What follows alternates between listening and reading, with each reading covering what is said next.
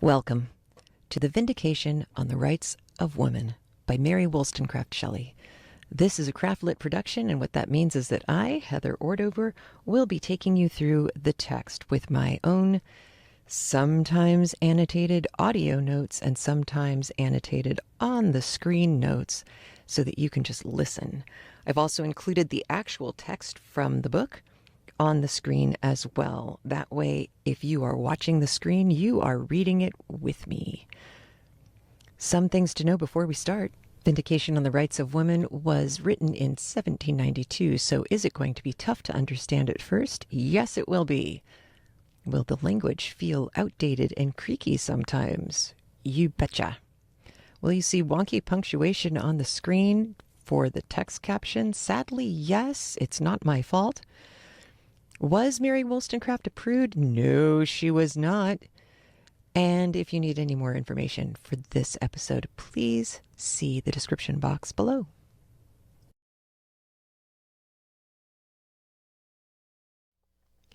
So, a couple of things, as always, at the beginning before we start reading. One of the things I wanted to let you know is I'm going to kind of take a step back and go back a couple of paragraphs to give us kind of a running start into today's section of chapter 2. It just seemed a little easier to do it that way rather than start cold, just in case you are not watching these all at the same time, because honestly, my brain would melt if I tried to watch these all at the same time. My brain's going to need a break. So I'll keep doing that as much as I can. The second thing I wanted to say is in the previous episode at the beginning of chapter 2, Mary Wollstonecraft made a reference to a standing army, and it dawned on me that that phrase might not be clear to our modern ears. We've only ever lived in a world with standing armies. Standing armies used to be a novel idea. Before that, militias and armies would be raised from the land, which is how you got, kings showing up on people's farms saying, hey, all you young men, come with me. And then the young men never come back because how are they ever going to find their way back? There were no maps. That goes back many hundreds of years. But even so, the whole concept of a standing army, an army that was on deck in case there was fighting, really didn't start to show up until around this time period, late 1700s. And some of that was because there were just a lot of wars. A lot of wars. And so you were going to need to get ratcheted up and ready to go pretty fast. And that would be much easier if you had a standing army standing around. So when she is saying that the standing army is about as useful as women were being accused of being at the time, she's not saying military guys are bad and useless. What she's saying is Jane Austen's Wickham doesn't come from nowhere. Got it? Jane Austen definitely read all of this book. So if you thought to yourself, I wonder if that reference to red coat has anything to do with it. Yes, it did. Congratulations.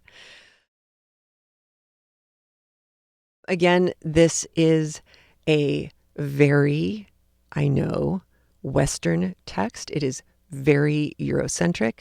It is very much a product of its time. However, even though Wollstonecraft is very clearly talking about women/white women at her time, one of the things that became really apparent to me as I was going through this particular chapter, especially the second half of this particular chapter, is that there are a lot of arguments that she is presenting as the men say, or the philosophers of the time say X. And she's coming back with, no, A, B, and Z. A lot of those arguments that she presents as being kind of the conventional wisdom, I put that in air quotes, the conventional wisdom of the time, a lot of those are going to sound like, wait a minute, that That sounds like stuff I used to hear used to justify slavery, like American chattel slavery, Civil War era. And you would be correct. A lot of, you're going to hear quite a bit of biblical allusions, but also more Milton, Paradise Lost, Rousseau, things like that. A lot of the Enlightenment stuff. But also, she's going to bring in some satirists as well. And sometimes that's a good thing, and sometimes that's not such a good thing. But either way, when I get to her sub-referencing a particularly large chunk of text that I think is enjoyable and or useful and or rage making in the oh my God, you have got to be kidding me way, I'm just going to pause my recording and put that text on the screen so you can just see the whole thing. I won't bother reading it to you. You'll be able to read it to yourself and go, wow, wow, just wow. If I thought things hadn't gotten any better, it's good to know those things.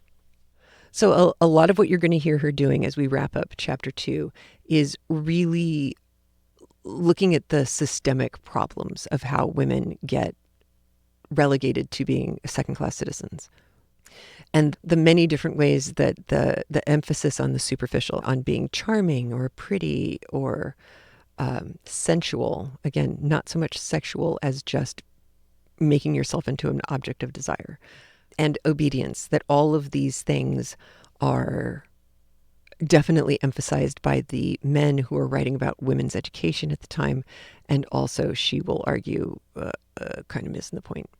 And part of the missing the point is also, I heard a lot of, dude, you can't have it both ways arguments going on in here. Like, you can't tell us this thing and then also restrict us and require us to behave this way.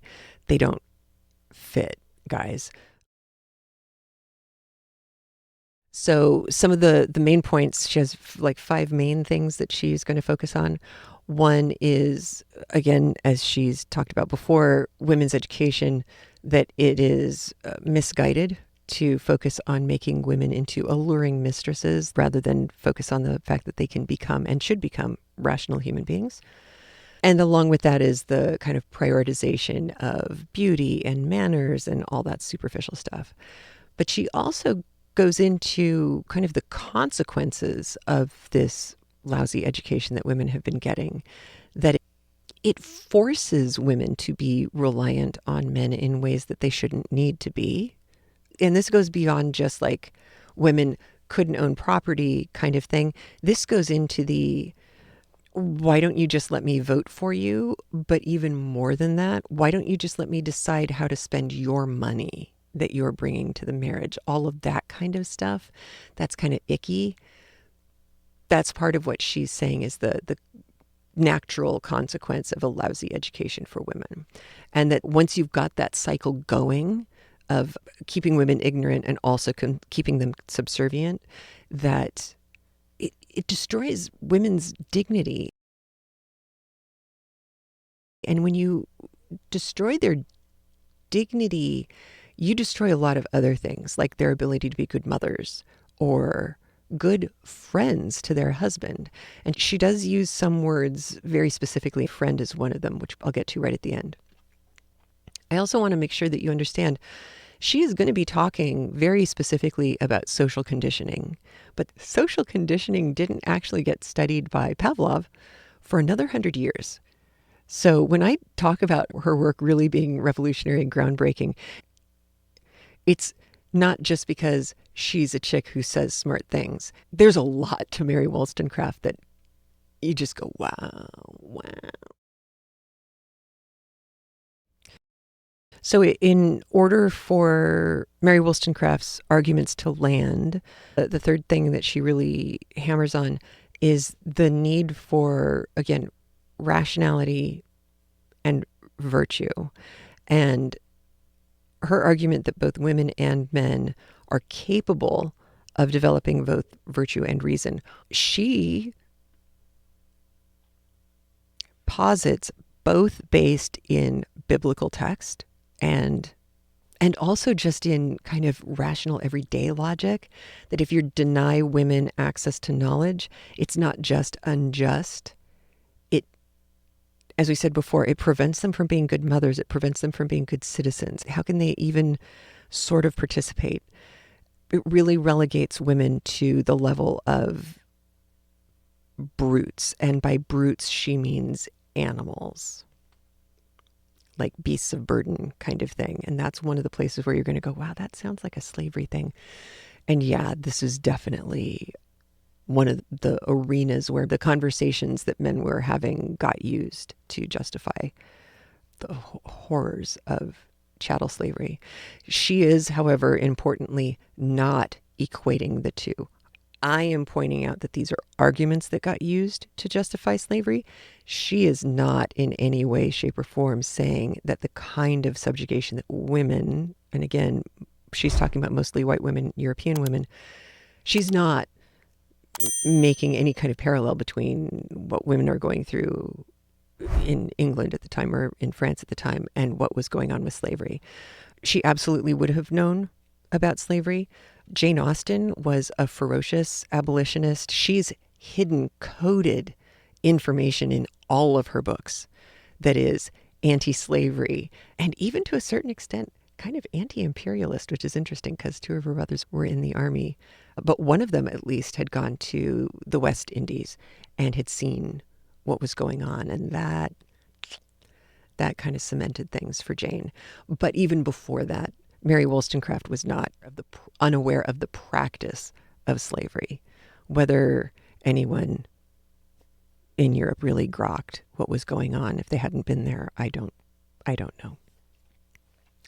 It's hard to imagine. It's just like people who were here in the States during World War II. They really don't understand what it would have been like to be in a place that was bombed out completely, utterly, and to have your neighbors taken away from you just because reasons. We don't know what that's like. We don't have any way to know what that's like yet. She also talks about the importance of equality in relationships. She talks a lot about marriage. And I think the important thing to remember here is that marriage was really the only option women had at all for survival at this time, which means sometimes you were going to be lucky and you were going to marry a good guy. And sometimes you were really not going to be lucky and you were going to get stuck in a marriage that was just miserable. But either way, you were probably going to wind up in a marriage, period. I don't think yet we'd gotten into the era of the Victorian and even up through my childhood lifetime of the maiden aunts who lived together and were just, roomies and friends. And there was nothing else going on between them at all. I don't think that was even particularly plausible at this time. I'm sure it happened, but one party would have had to have a lot of money. And also probably male family members who were willing to sign papers for them and stuff. It's kind of creepy. So as I was saying, when you hear her talking about equality in relationships, she is mostly talking about marriage, but that's because that's the world that she was living in, not necessarily because she thinks that's a good thing or that everyone should be pursuing marriage. In fact, she was rather famously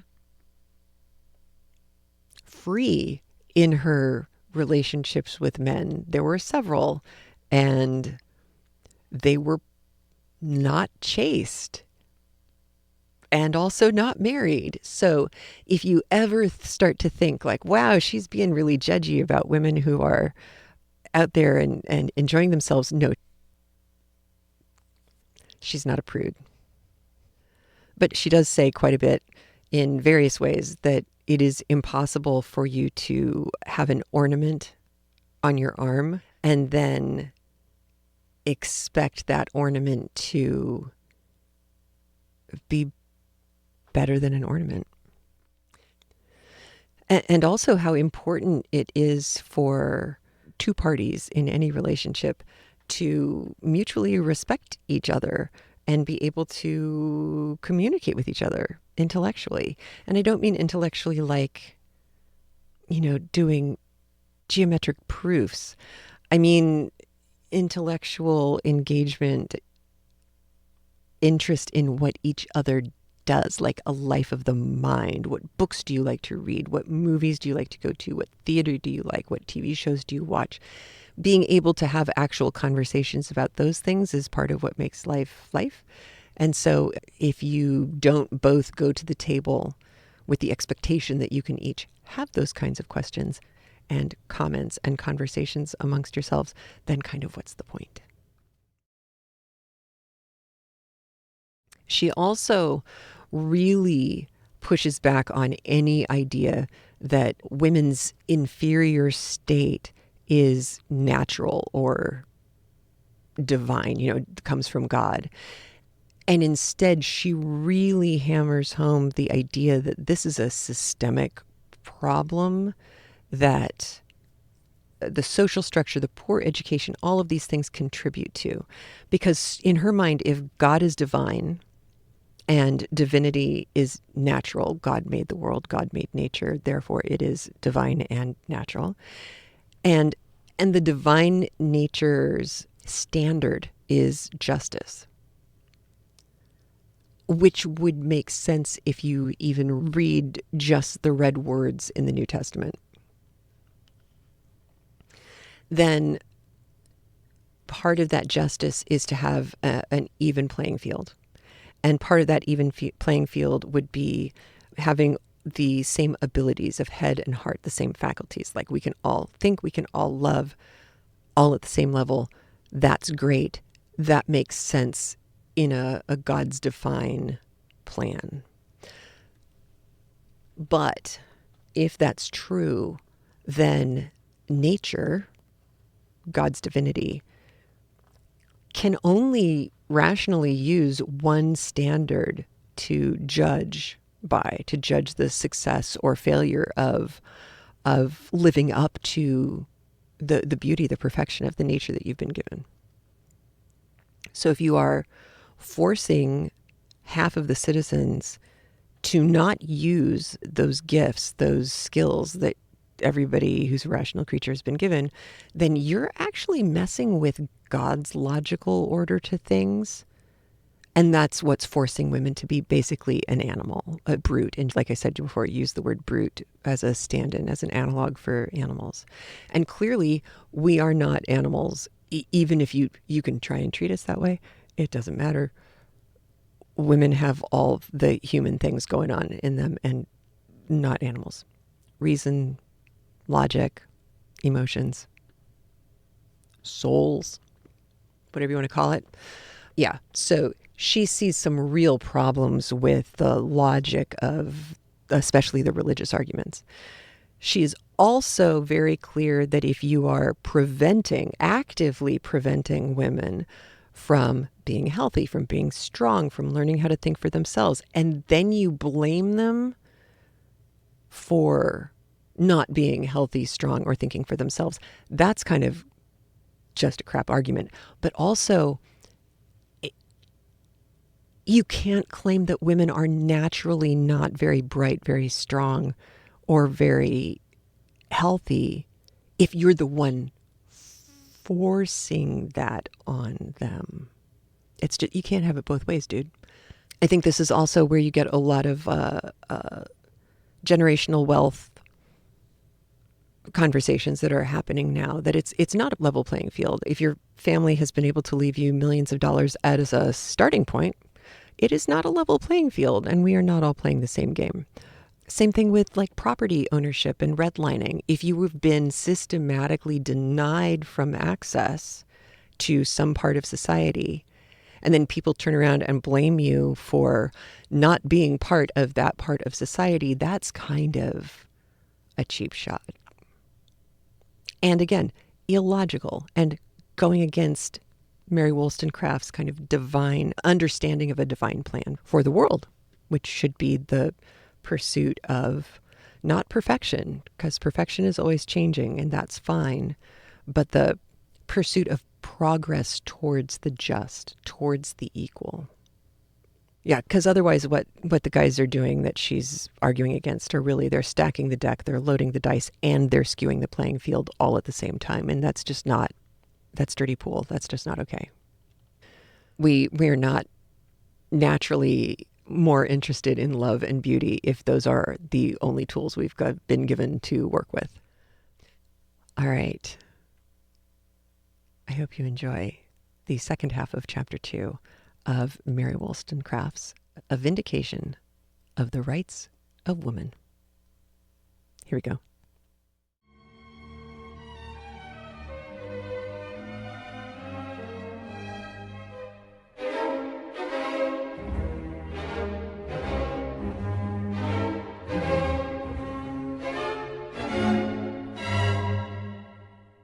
Chapter 2, Part 2. I now principally allude to Rousseau, for his character of Sophia is undoubtedly a captivating one, though it appears to me grossly unnatural. However, it is not the superstructure, but the foundation of her character, the principles on which her education was built, that I mean to attack. Nay, warmly as I admire the genius of that able writer whose opinions I shall often have occasion to cite, indignation always takes place of admiration, and the rigid frown of insulted virtue effaces the smile of complacency, which his eloquent periods are wont to raise when I read his voluptuous reveries. Is this the man who, in his ardor for virtue, would banish all the soft arts of peace and almost carry us back to Spartan discipline? Is this the man who delights to paint the useful struggles of passion, the triumphs of good dispositions, and the heroic fights which carry the glowing soul out of itself? How are these mighty sentiments lowered when he describes the pretty foot and enticing airs of his favorite? But for the present, I waive the subject, and instead of severely reprehending the transient effusions of overweening sensibility, I shall only observe that whoever has cast a benevolent eye on society must often have been gratified by the sight of humble mutual love, not dignified by sentiment nor strengthened by a union of intellectual pursuits. The domestic trifles of the day have afforded matter for cheerful converse, and innocent caresses have softened toils which did not require great exercise of mind or stretch of thought.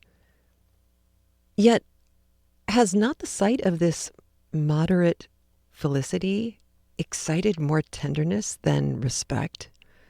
An emotion similar to what we feel when children are playing or animals are sporting, whilst the contemplation of the noble struggles of suffering merit has raised admiration and carried our thoughts to that world where sensation will give place to reason. Women are therefore to be considered either as moral beings or so weak that they must be entirely subjected to the superior faculties of men. Let us examine this question. Rousseau declares that a woman should never for a moment feel herself independent, that she should be governed by fear to exercise her natural cunning, and made a coquettish slave in order to render her a more alluring object of desire, a sweeter companion to man whenever he chooses to relax himself. He carries the arguments which he pretends to draw from indications of nature still further, and insinuates that truth and fortitude, the cornerstones of all human virtue, shall be cultivated with certain restrictions, because with respect to the female character, obedience is the grand lesson which ought to be impressed with unrelenting rigor. What nonsense! When will a great man arise with sufficient strength of mind to puff away the fumes which pride and sensuality have thus spread over the subject? If women are by nature inferior to men, their virtues must be the same in quality, if not in degree, or virtue is a relative idea. Consequently, their conduct should be founded on the same principles and have the same aim. Connected with man, as daughters, wives, and mothers, their moral character may be estimated by manner or fulfilling those simple duties, but the grand end of their exertions should be to unfold their own faculties and acquire the dignity of conscious virtue. They may try to render their road pleasant, but ought never to forget, in common with man, that life yields not the felicity which can satisfy an immortal soul. I do not mean to insinuate that either sex should be so lost in abstract reflections of distant views as to forget the affections and duties that lie before them and are, in truth, the means appointed to produce the fruit of life. On the contrary, I would warmly recommend them, even while I assert that they afford most satisfaction when they are considered in their true subordinate light. Probably the prevailing opinion that woman was created for man may have taken its rise from Moses' poetical story, yet as very few, it is presumed, who have bestowed any serious thought on the subject ever supposed that Eve was, literally speaking, one of Adam's ribs. The deduction must be allowed to fall to the ground, or only be so far admitted as it proves that man, from the remotest antiquity, found it convenient to exert his strength and subjugate his companion, and his invention to show that she ought to have her neck bent under the yoke because she, as well as the brute creation, was created to do his pleasure. Let it not be concluded that I wish to invert the order of things. I have already granted that from the constitution of their bodies, men seem to be designed by Providence to attain a greater degree of virtue. I speak collectively of the whole sex, but I see not the shadow of a reason to conclude that their virtues should differ in respect to their nature. In fact, how can they if virtue has only one eternal standard? I must, therefore, if I reason consequentially, as strenuously maintain that they have the same simple direction as that there is a God. It follows, then, that cunning should not be opposed to wisdom, little cares to great exertions, nor insipid softness varnished over with the name of gentleness, to that fortitude which grand views alone can inspire. I shall be told that women would then lose many of her peculiar graces, and the opinion of a well-known poet might be quoted to refute my unqualified assertions. For Pope has said, in the name of the whole male sex, "Yet ne'er so sure are passions to create as when she touched the brink of all we hate." In what light this sally places men and women, I shall leave to the judicious to determine. Meanwhile, I shall content myself with observing that I cannot discover why, unless they are all mortal, females should always be degraded by being made subservient to love or lust. To speak disrespectfully of love is, I know, high treason against sentiment and fine feelings, but I wish to speak the simple language of truth, and rather to address the head than the heart. To endeavor to reason love out of the world would be to out Quixote Cervantes and equally offend against common sense. But an endeavor to restrain this tumultuous passion and to prove that it should not be allowed to dethrone superior powers or usurp the scepter which the understanding should ever coolly wield appears less wild. Youth is the season for love in both sexes, but in those days of thoughtless enjoyment, provision should be made for the more important years of life when reflection takes place of sensation. But Rousseau and most of the male writers who have followed his steps have warmly inculcated that the whole tendency of female education ought to be directed at one point to render them pleasing. Let me reason with the supporters of this opinion who have any knowledge of human nature. Do they imagine that marriage can eradicate the habitude of life? The woman who has only been taught to please will soon find that her charms are oblique sunbeams and that they cannot have much effect on her husband's heart when they are seen every day, when the summer is past and gone. Will she then have sufficient native energy to look into herself for comfort and cultivate her dormant faculties? Or is it not more rational to expect that she will try to please other men and, in the emotions raised by the expectation of new conquests, endeavor to forget the mortification her love or pride has received? When the husband ceases to be a lover, and the time will inevitably come, her desire of pleasing will then grow languid or become a spring of bitterness, and love, perhaps the most evanescent of all passions, gives place to jealousy or vanity. I now speak of women who are restrained by principle or prejudice.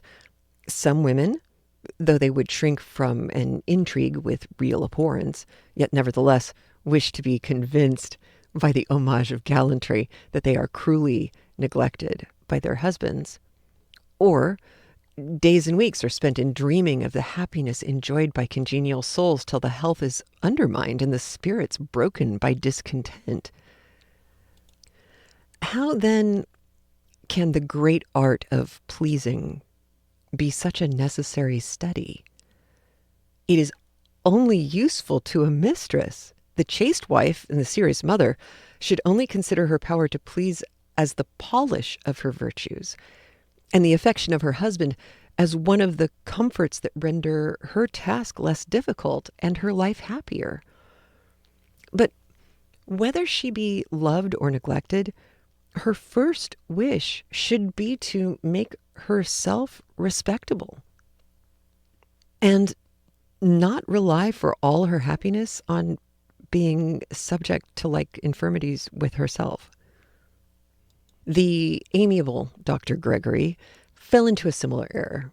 I respect his heart, but entirely disapprove of his celebrated legacy to his daughters. He advises them to cultivate a fondness of dress because a fondness for dress, he asserts, is natural to them. I am unable to comprehend what either he or Rousseau mean when they frequently use this indefinite term. If they told us that in a pre-existent state the soul was fond of dress and brought this inclination with it into a new body, I should listen to them with half a smile, as I often do when I hear a rant about innate elegance. But if he only meant to say that the exercise of the faculties will produce this fondness, I deny it. It is not natural, but arises, like false ambition in men, from a love of power. Dr. Gregory goes much further. He actually recommends dissimulation and advises an innocent girl to give the lie to her feelings and not dance with spirit, when gaiety of heart would make her feet eloquent without making her gestures immodest. In the name of truth and common sense, why should not one woman acknowledge that she can take more exercise than another? Or, in other words, that she has a sound constitution? And why to damp innocent vivacity? Is she darkly to be told that men will draw conclusions which she little thinks of?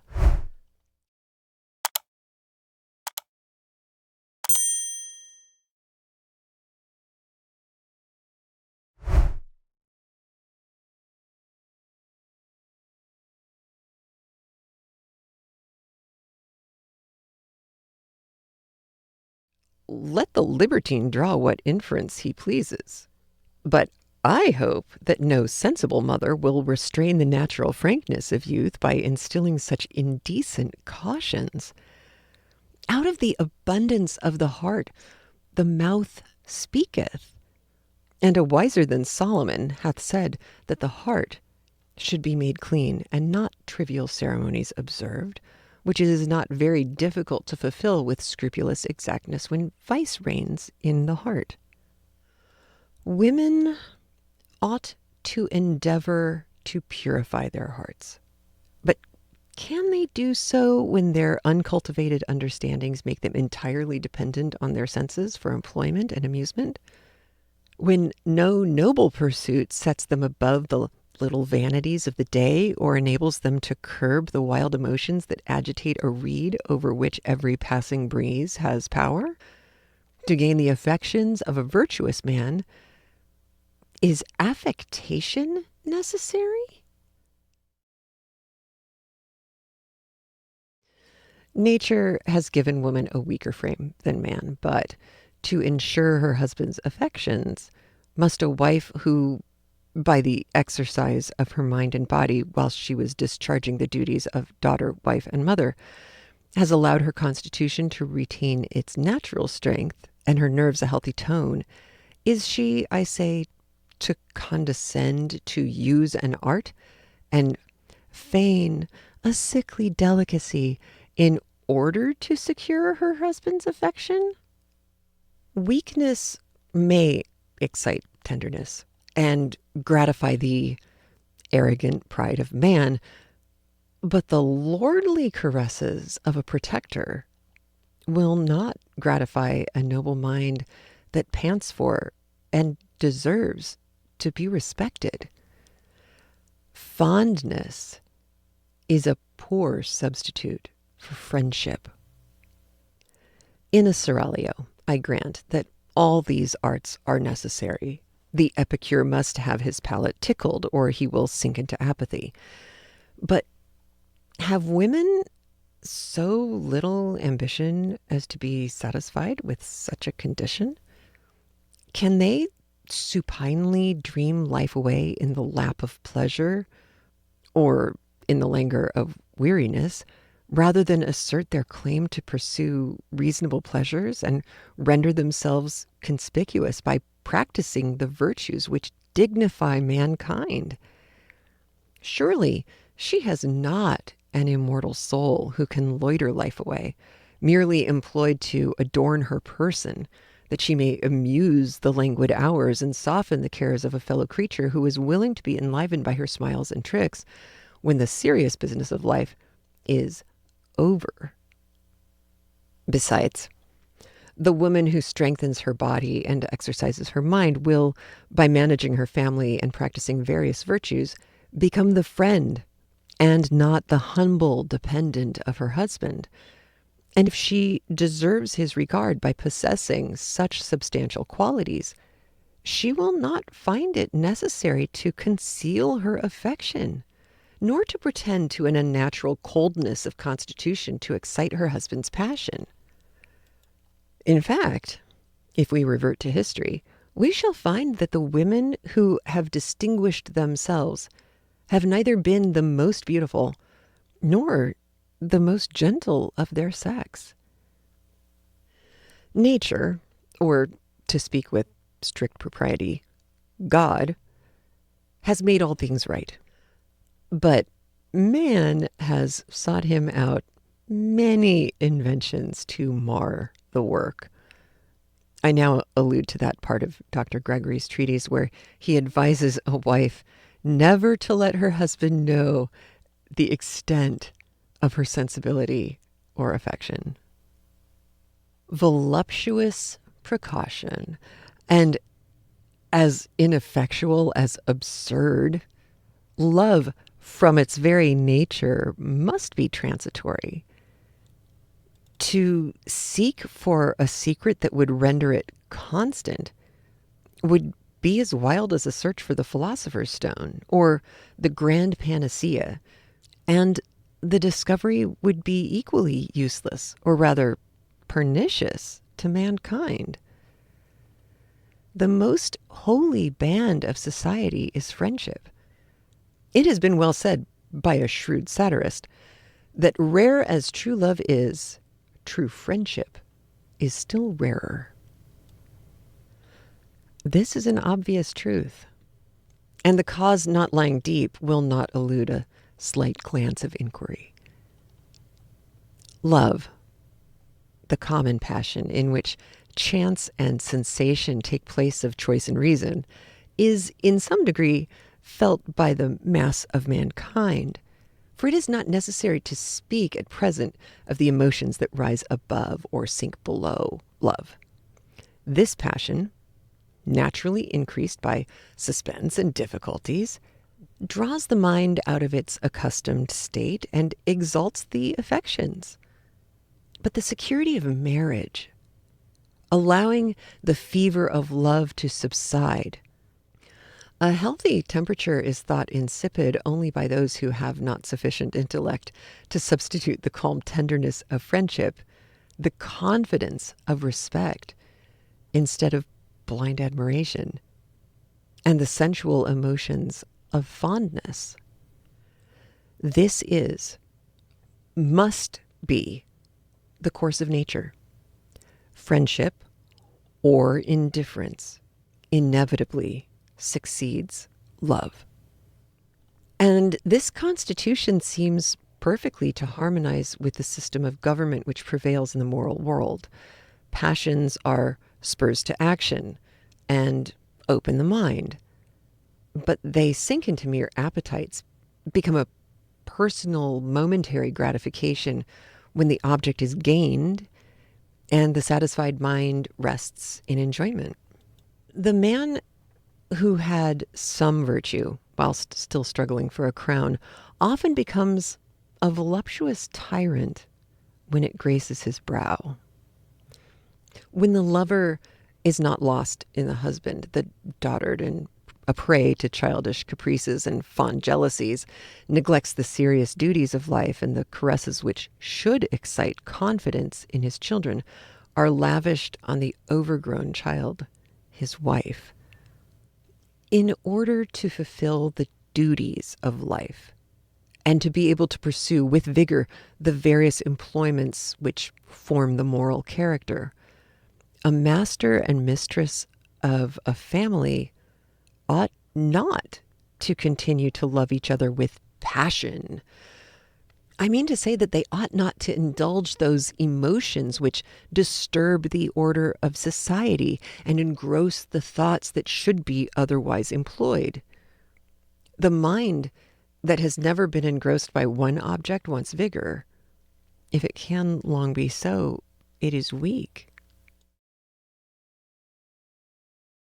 A mistaken education, a narrow, uncultivated mind, and many sexual prejudices tend to make women more constant than men. But for the present, I shall not touch on this branch of the subject. I will go still further and advance, without dreaming of a paradox, that an unhappy marriage is often very advantageous to a family, and that the neglected wife is, in general, the best mother. And this would almost always be the consequence if the female mind was more enlarged, for it seems to be the common dispensation of providence that what we gain in present enjoyment should be deducted from the treasure of life, experience, and that when we are gathering the flowers of the day and reveling in pleasure, the solid fruit of toil and wisdom should not be caught at the same time. The way lies before us. We must turn to the right or the left, and he who will pass life away in bounding from one pleasure to another must not complain if he neither acquires wisdom nor respectability of character. Supposing for a moment that the soul is not immortal and that man was only created for the present scene, I think we should have reason to complain that love, infantine fondness, ever grew insipid and palled upon the sense. Let us eat, drink, and love, for tomorrow we die, would be in fact the language of reason, the morality of life. And who but a fool would part with a reality for a fleeting shadow?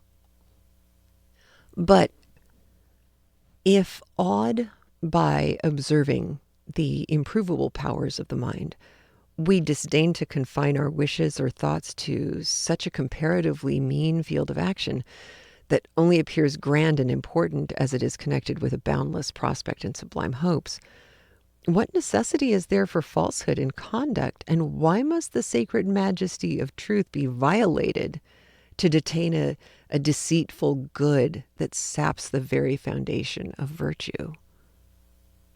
Why must the female mind be tainted by coquettish arts to gratify the sensualist and prevent love from subsiding into friendship or compassionate tenderness, when there are not qualities on which friendship can be built?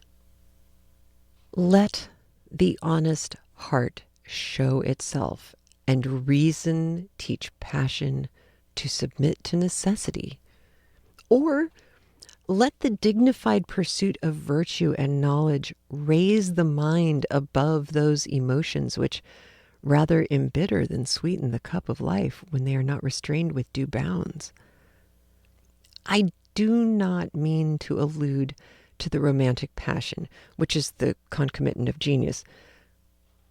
Who can clip its wings? But that grand passion not proportioned to the puny enjoyments of life is only true to the sentiment and feeds on itself. The passions which have been celebrated for their durability have always been unfortunate. They've acquired strength by absence and constitutional melancholy. Fancy has hovered round a form of beauty dimly seen, but familiarity might have turned admiration into disgust, or at least into indifference, and allowed the imagination leisure to start fresh game. With perfect propriety, according to this view of things, does Rousseau make the mistress of his soul, Eloisa, love sans péril, when life was fading before her. But there is no proof of the immortality of this passion.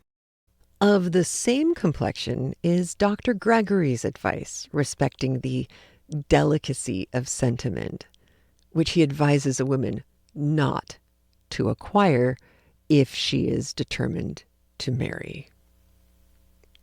This determination, however, perfectly consistent with his former advice, he calls indelicate, and earnestly persuades his daughters to conceal it, though it may govern their conduct, as if it were indelicate to have the common appetites of human nature.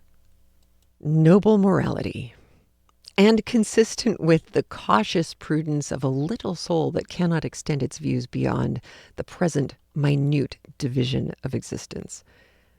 If all the faculties of woman's mind are only to be cultivated as they respect her dependence on a man if, when she obtains a husband, she has arrived at her goal and, meanly proud, is satisfied with such a paltry crown?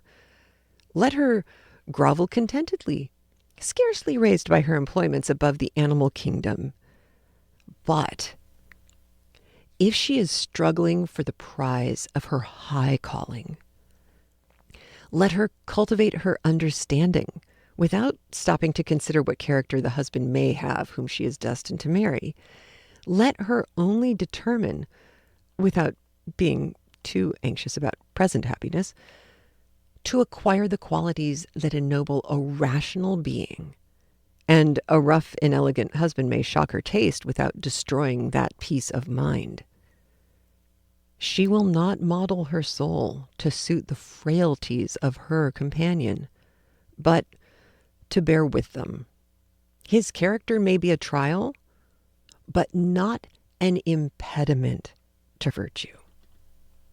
If Dr. Gregory confined his remark to romantic expectations of constant love and congenial feelings, he should have recollected that experience will banish what advice can never make us cease to wish for, when the imagination is kept alive at the expense of reason. I own it frequently happens that women who have fostered a romantic, unnatural delicacy of feeling waste their lives imagining how happy they should have been with a husband who could love them with a fervid, increasing affection every day and all day. But they might as well pine married as single, and would not be a jot more unhappy with a bad husband than longing for a good one. That a proper education, or to speak with more precision, a well-stored mind, would enable a woman to support a single life with dignity, I grant, but that she should avoid cultivating her taste, lest her husband should occasionally shock it, is quitting a substance for a shadow. To say the truth, I do not know of what use is an improved taste, if the individual be not rendered more independent of the casualties of life, if new sources of enjoyment, only dependent on the solitary operations of the mind, are not opened. People of taste, married or single, without distinction, will ever be disgusted by various things that touch not less observing minds. On this conclusion, the argument must not be allowed to hinge, but in the whole sum of enjoyment is taste to be denominated a blessing. The question is whether it procures most pain or pleasure. The answer will decide the propriety of Dr. Gregory's advice and show how absurd and tyrannic it is thus to lay down a system of slavery, or to attempt to educate moral beings by any other rules than those deduced from pure reason, which apply to the whole species. Gentleness of manners, forbearance, and long-suffering are such amiable, godlike qualities that in sublime poetic strains the deity has been invested with them. And perhaps no representation of his goodness so strongly fastens on the human affections as those that represent him abundant in mercy and willing to pardon. Gentleness, considered in this point of view, bears on its front all the characteristics of grandeur, combined with the winning graces of condescension. But what a different aspect it assumes when it is the submissive demeanor of dependence, the support of weakness that loves because it wants protection, and is forbearing because it must silently endure injuries, smiling under the lash at which it dare not snarl. Abject as this picture appears, it is the portrait of an accomplished woman, according to the received opinion of female excellence. separated by specious reasoners from human excellence. Or they, vide Rousseau and Swedenborg, or they kindly restore the rib and make one moral being of a man and a woman, not forgetting to give her all the submissive charms. How women are to exist in that state where there is to be neither marrying nor given in marriage, we are not told. For though moralists have agreed that the tenor of life seems to prove that man is prepared by various circumstances for a future state, they constantly concur in advising woman only to provide for the present. Gentleness, docility, and spaniel-like affection are, on this ground, consistently recommended as the cardinal virtues of the sex. And disregarding the arbitrary economy of nature, one writer has declared that it is masculine for women to be melancholy.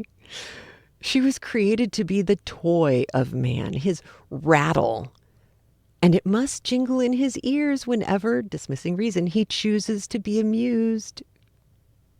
To recommend gentleness, indeed, on a broad basis, is strictly philosophical. A frail being should labor to be gentle, but when forbearance confounds right and wrong, it ceases to be a virtue. And however convenient it may be found in a companion, that companion will ever be considered as an inferior, and only inspire a vapid tenderness which easily degenerates into contempt. Still, if advice could really make a being gentle whose natural disposition admitted not of such a fine polish, something toward the advancement of order would be attained. But if, as might quickly be demonstrated, only affection be produced by this indiscriminate counsel, which throws a stumbling block in the way of gradual improvement and true amelioration of temper, the sex is not much benefited by sacrificing solid virtues to the attainment of superficial graces, though for a few years they may procure the individual's regal sway. As a philosopher, I read with indignation the plausible epithets which men use to soften their insults.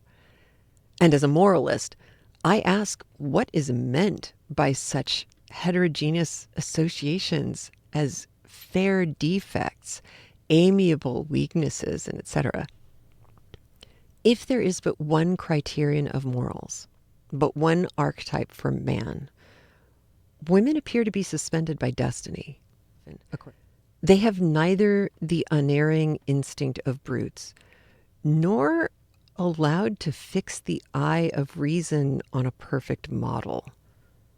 They were made to be loved, and must not aim at respect, lest they should be hunted out of society as masculine.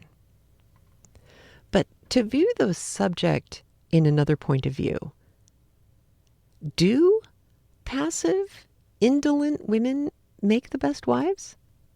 Confining our discussion to the present moment of existence, let us see how such weak creatures perform their part.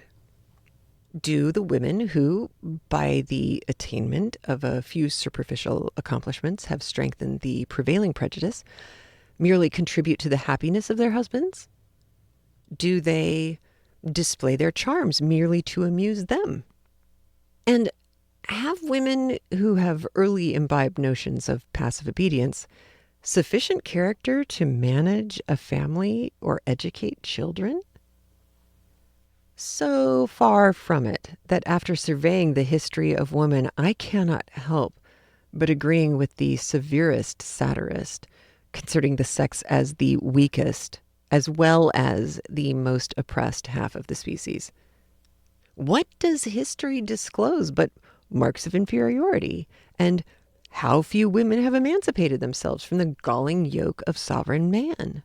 So few that the exceptions remind me of an ingenious conjecture respecting Newton, that he was probably a being of superior order, accidentally caged in a human body. In the same style, I have been led to imagine that the few extraordinary women who have rushed in eccentrical directions out of the orbit prescribed to their sex were male spirits confined by mistake in a female frame. But if it be not philosophical to think of sex when the soul is mentioned, the inferiority must depend on the organs, or the heavenly fire which is to ferment the clay is not given in equal portions. But avoiding, as I have hitherto done, any direct comparison of the two sexes collectively, or frankly acknowledging the inferiority of woman according to the present appearance of things, I shall only insist that men have increased that inferiority till women are almost sunk below the standard of rational creatures. Let their faculties have room to unfold and their virtues to gain strength, and then determine where the whole sex must stand in the intellectual scale. Yet let it be remembered that for a small number of distinguished women, I do not ask a place. It is difficult for us purblind mortals to say to what height human discoveries and improvements may arrive when the gloom of despotism subsides, which make us stumble at every step. But when morality shall be settled on a more solid basis, then, without being gifted with a prophetic spirit, I will venture to predict that woman will either be the friend or the slave of man.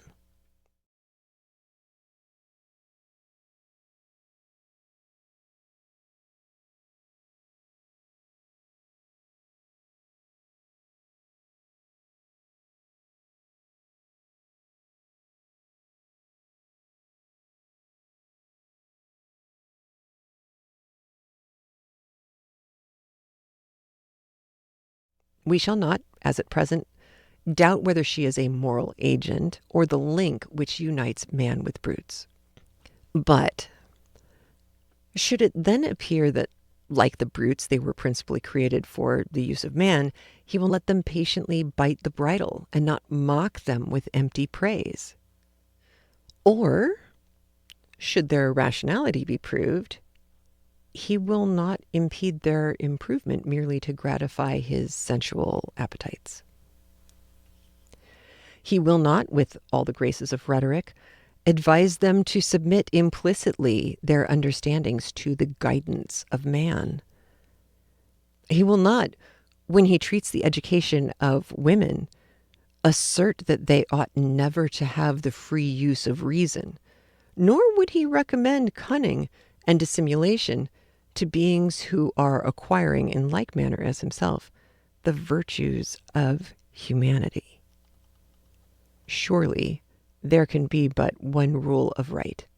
If morality has an eternal foundation, and whoever sacrifices virtue, strictly so called, to present convenience, or whose duty it is to act in such a manner, lives only for the passing day and cannot be an accountable creature. The poet then should have dropped his sneer when he says, "If weak women go astray, the stars are more in fault than they."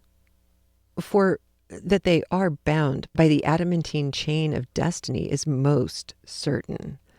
If it be proved that they are never to exercise their own reason, never to be independent, never to rise above opinion, or to feel the dignity of a rational will that only bows to God and often forgets that the universe contains any being but itself, and the model of perfection to which its ardent gaze is turned, to adore attributes that, softened into virtues, may be imitated in kind, though the degree overwhelms the enraptured mind.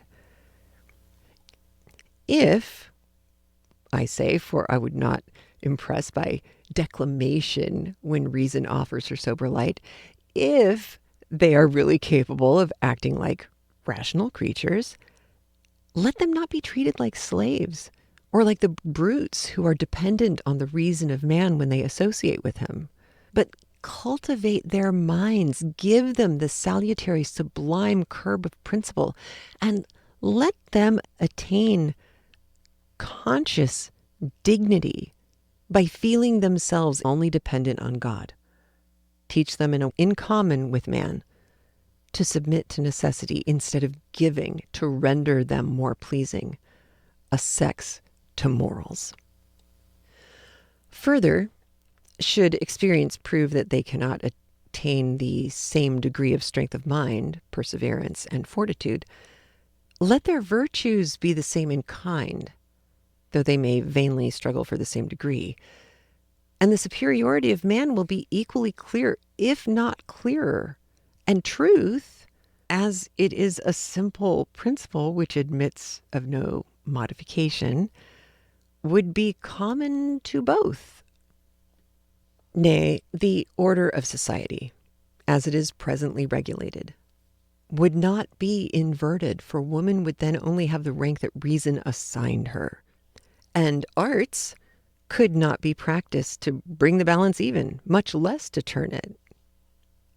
These may be termed utopian dreams, thanks to that being who impressed them on my soul and gave me sufficient strength of mind to dare to exert my own reason till becoming dependent on him only for the support of my virtue. I view with indignation the mistaken notions that enslave my sex. I love man as my fellow, but his scepter, real or usurped, extends not to me unless the reason of an individual demands my homage.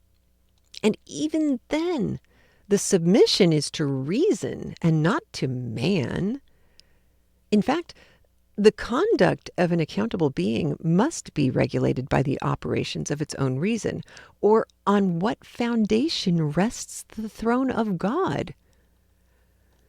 It appears to me to be necessary to dwell on these obvious truths because females have been insulated, as it were, and while they have been stripped of the virtues that should clothe humanity, they've been decked with artificial graces that enabled them to exercise a short-lived tyranny.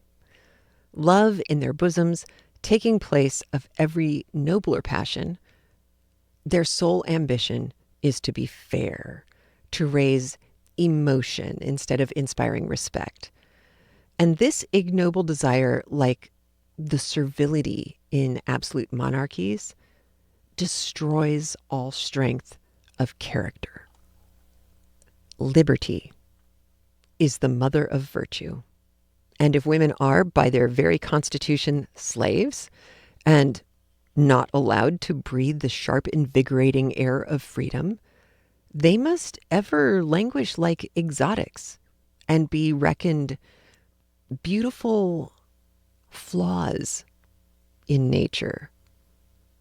Let it also be remembered that then they are the only flaw.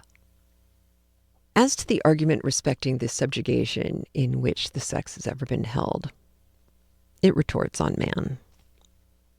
The many have always been enthralled by the few, and monsters who have scarcely shown any discernment of human excellence have tyrannized over thousands of their fellow creatures. Why have men of superior endowments submitted to such degradation? For is it not universally acknowledged that kings, viewed collectively, have ever been inferior in abilities and virtue to the same number of men taken from the common mass of mankind? Yet have they not, and are they not still treated with a degree of reverence that is an insult to reason? China is not the only country where a living man has been made a god. Men have submitted to superior strength, to enjoy with impunity the pleasure of the moment. Women have only done the same. And therefore, till it is proved that the courtier who servilely resigns the birthright of a man is not a moral agent, it cannot be demonstrated that woman is essentially inferior to man because she has always been subjugated. Brutal force has hitherto governed the world, and that the science of politics is in its infancy is evident from philosophers scrupling to give the knowledge most useful to man that determinate distinction. I shall not pursue this argument any further than to establish an obvious inference that as sound politics diffuse liberty, mankind, including women, will become more wise and virtuous. Hi there, this is Heather from the future, and I have a comment from YouTube to share with you. I'm going to read this for people who are listening to audio only, but I will also put this on the screen for people who are actually on screens. Listener AMW6846 wrote, "This is just a random comment. The first time I read this book, I had not yet read Emile or Education. And clarification, Emile is the boy. It is not Emily. I think it's pronounced Emile. The girl in the book is named Sophie, and her education is the one that's addressed in book 5 of the text." Well, that clears up a lot for me, so thank you. I was awfully confused about that. Emile was weirdly my first direct reading of anything Rousseau wrote. I remember it being as infuriating as Wollstonecraft describes. As a result, I've always seen Rousseau as you put it, a bit of a poo. And they wrote a follow-up note that there's actually a posthumously published sequel to Emile that is, if anything, that much worse. I feel no need to read these, so I would like to thank AMW6846 for saving us all from needing to go and read Emile. I feel like between this and Wollstonecraft, I've got that base covered. And Rousseau, to quote Sister Wendy and her assessment of Degas, "I don't think I like you, Rousseau." And we got one other comment at the last minute as I am editing. Lily in the Shadows on our Discord server for our channel members and Patreon members and craftlit.com members. Lily writes, "I just finished listening to the second chapter, part 1 of Vindication on the Rights of Women, and I have 2 comments. A, positive and negative are also used this way to describe the psychological symptoms of schizophrenia and other mental disorders. Positive symptoms are the presence of abnormal symptoms like hallucinations, delusions, disorganized speech, and negative symptoms are the absence of normal behavior, blunted affect, lack of motivation, avolition, decrease in interest and pleasure, anhedonia, and B, he's sort of a poo, made me laugh out loud." One of the things that I wanted to make really clear was Wollstonecraft seemed to call out China as being guilty of making a living man a god.